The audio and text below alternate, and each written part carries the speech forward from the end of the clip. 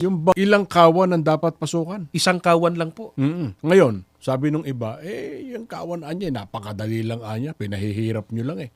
Pagka sinabi anyang kawan, kahit anong kalipunan daw, kapatid na Kristiyan ng mga tao, basta naniniwalang ang Panginoong Hesukristo ang kanilang tagapagligtas, o kaya kahit anong relihiyon, basta naniniwala sa Panginoong Hesukristo, yun na raw ang kawan ng Panginoong Hesukristo. Pag umanib ka anya ron, pag pumasok ka doon, sakop ka na nung pagliligtas na ipinangako ng ating Panginoong Hesukristo.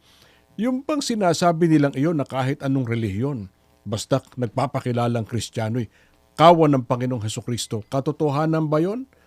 O kuro-kuro lang ng tao? Sigurado pong yun ay kuro-kuro lang po nila. Opinion lang po nila yun. Kasi sa Biblia, mga kaibigan, hindi po ganun ang pagpapaliwanag ng Biblia.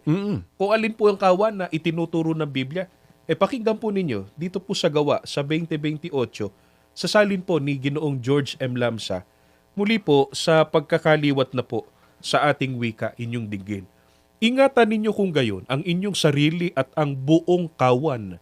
Narito hinirang kayo ng Espiritu Santo ng mga katiwala upang pakanin ang Iglesia ni Kristo na binili niya ng kanyang dugo.